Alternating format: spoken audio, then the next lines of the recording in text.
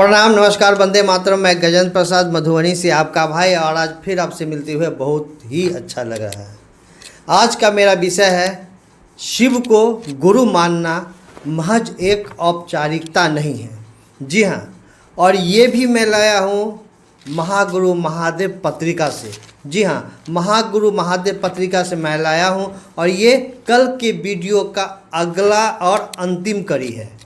यानी कल की वीडियो को मैंने 2 खंड में बनाया था, जो एक मैं इससे पहले जो अपलोड है उसमें आधा है और लास्ट का आधा इस वीडियो में है। तो आइए, साहब श्री की वाणी है जो हम सभी को समझना बहुत ज़रूरी है, क्योंकि शिव कार्य करेंगे तो साहब श्री की वाणी को लेकर आगे बढ़ेंगे तो अधिक से अधिक लोग शिव को अपना गुरु बनाएंगे। हमारी क्या बिसात कि मैं अपनी बात कुछ कहूँ। तो आइए, साहब श्री की बातों को लेकर आगे बढ़ते हैं। उनके लिखे हुए जो बातें हैं उसे आपके समक्ष प्रस्तुत करता हूँ। अब आज का परिवेश अधिकांशतः पंचमकार में जी रहा है। पंचमकार का अर्थ है 5 ऐसे तत्व या क्रियाएं जो मकार यानी मौ से शुरू होती है और जो तंत्र साधना में प्रमुख माने गए हैं। ये 5 क्या है, आइए मैं बताता हूँ। 1 मद यानी मदिरा, दूसरा मांस यानी मांसाहार, तीसरा मीन यानी मछली, चौथा मैथुन यानी यौन क्रिया, 5वां मुद्रा है विशेष हाथों की मुद्रा या योग मुद्रा है। साधना पूजा आदि से दूर व्यक्ति भौतिकवाद की ओर भागा चला जा रहा है। ऐसी परिस्थिति में मात्र उपदेश सुनने से कामनाओं और वासनाओं का त्याग अत्यंत कठिन है। भौतिक सुख सुविधा की वर्जना कर साधना पूजा की ओर अग्रसर होना दुष्कर हो गया है। तंत्र वर्जनाओं की बात नहीं करता, यह पंचमकार इत्यादि साधना पद्धतियों से स्वतः स्पष्ट है। तंत्र कहता है कि तृप्ति भोग में है, चित्त वृत्ति निरोध योग इस काल में कठिन हो आया है, किंतु तंत्र की विद्या तो भोग में योग की बात कहती है। प्रवृत्ति से प्रकृति के द्वारा ही निवृत्ति हो सकती है, बशर्ते सही गुरु का मार्ग निर्देशन प्राप्त हो।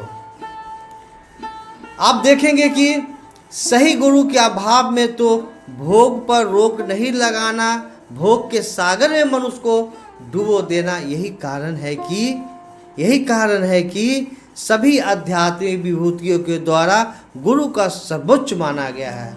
गुरु को सर्वोच्च माना गया है, उन्हें परमात्मा से भी अधिक महत्व दिया गया है। कहा जाता है कि कोई भी गुरु शिव साम्राज्य के अधीन होता है। शिव सद्गुरुओं के भी गुरु हैं। गुरु की परिभाषा है कि वे शिष्य में शिव भाव का आवेश जगाते हैं। गुरु शिष्य को अपने जैसा बनाते हैं। सद्गुरु शिष्य को भोग और मोक्ष अभिन्न रूप से देते हैं। शिव को जगत गुरु, सभी गुरुओं का गुरु माना जाना अर्थहीन नहीं है। यह एक महज औपचारिकता नहीं है, जैसा कि मेरा विषय भी है। अघोर पंथ के सिद्ध गुरु बाबा कीनाराम और योगीराज गोरखनाथ में व्यक्तिगत रुचियों के आधार पर विभेद है। किसी सिद्ध गुरु के द्वारा आध्यात्मिक पराकाष्ठा पर पहुँचने हेतु गृहस्थ जीवन की वर्जना की गई तो किसी सिद्ध गुरु के द्वारा संन्यास और गृहस्थ में कोई बंधन नहीं माना गया है। शिव गृहस्थ जीवन यापन करने वाले सिद्ध गुरुओं के भी गुरु हैं और अकेला जीवन जीने वाले सद्गुरुओं के भी गुरु हैं।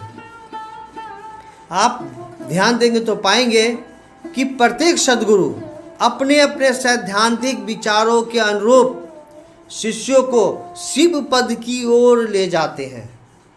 शिव में आध्यात्मिक सभी आयामों का सम्मिलन दिखता है।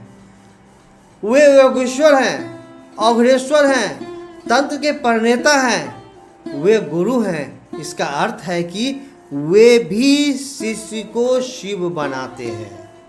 कौन? शिव। शिव भी शिष्य को शिव बनाते हैं। वे जगत गुरु हैं। इसका अर्थ है कि जगत में योग मार्ग, तंत्र मार्ग, अघोर पंथ या अन्य किसी भी साधन मार्ग से अगर कोई अध्यात्म की ओर चलना चाहता है वह शिव का शिष्य हो सकता है। वे सभी विद्याओं के परम ज्ञाता हैं।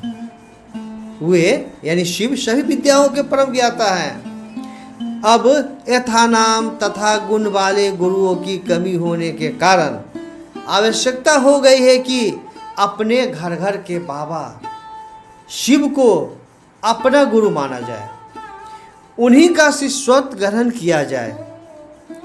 घर घर के बाबा शिव ही तो जगत गुरु हैं, वही परम ज्ञान के सागर हैं। यह कतई आवश्यक नहीं है कि गुरु मानव शरीर में ही गुरु का कार्य कर सकते हैं।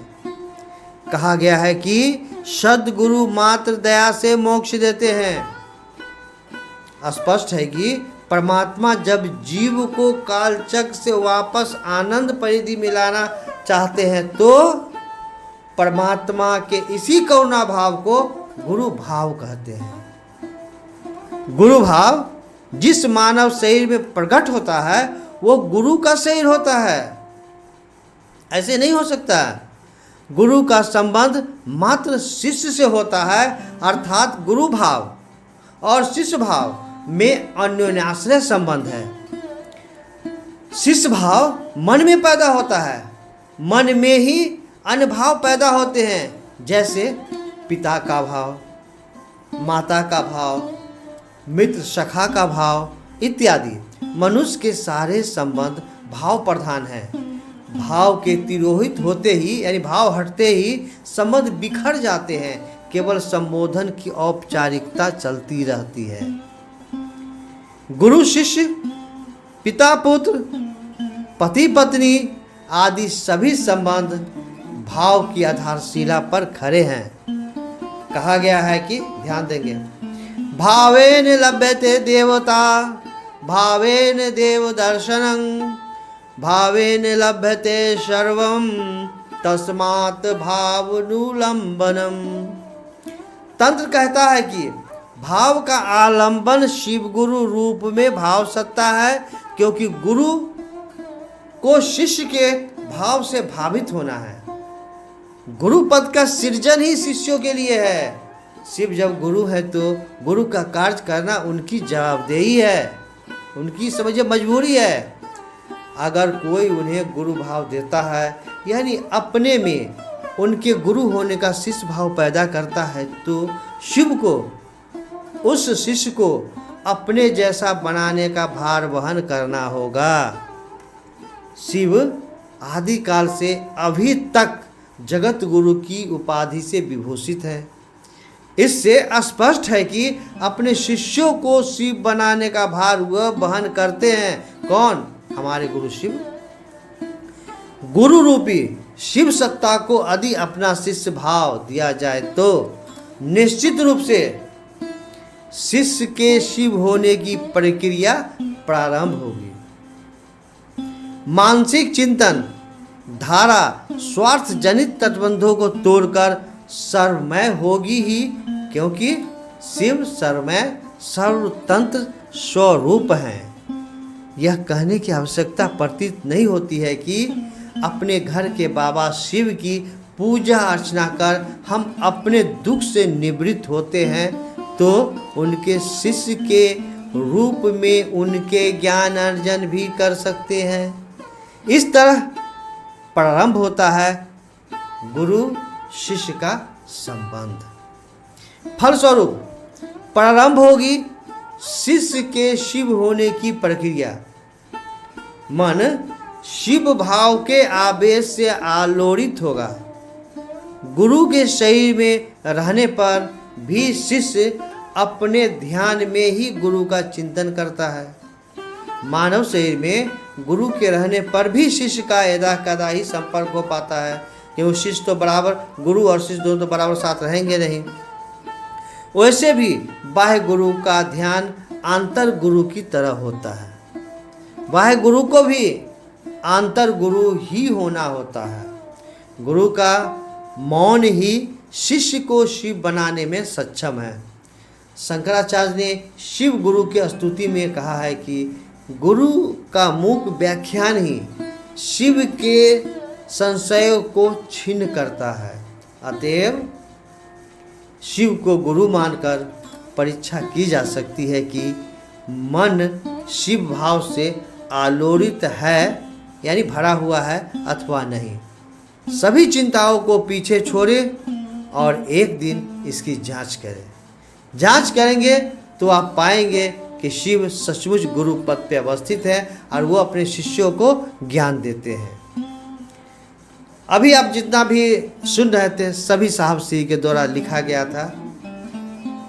एक पत्रिका है जिस पत्रिका का नाम है, बता रहा हूँ अभी जस्ट मैं बता रहा हूँ आपको। उस पत्रिका का नाम है, इसी पत्रिका में साहब श्री के द्वारा लिखा गया है, जो पत्रिका मई 2018 ईस्वी में छपा था और मुख्यालय से ही सब जगह वितरित किया गया था। तो बस मैं इतना ही कहूँगा कि साहब श्री की बातों को मानकर हमें आगे बढ़ना है, अपना दिमाग लगाना है साहब श्री की बात को मानने में, न कि लोगों से कुछ अलग तरह से अपना दिमाग लगा के बात करने में। तो आइए हम सभी शिव के शिष्यता के मार्ग पे आगे चले, क्योंकि साहब श्री कहे हैं आओ चले शिव की ओर। तो बस साहब श्री के पच्चीनों पे चलना है, आगे बढ़ना है, जन जन से शिव गुरु की बात करना है। और हाँ, यदि अभी तक मेरे इस चैनल को सब्सक्राइब नहीं है तो कर दें और इस वीडियो के लिंक को आप अन्य भाई बहनों तक जरूर भेजें, जिससे कि साहब श्री की बातों से वो भी अवगत हो सके। फिर से आप सभी को मेरा प्रणाम।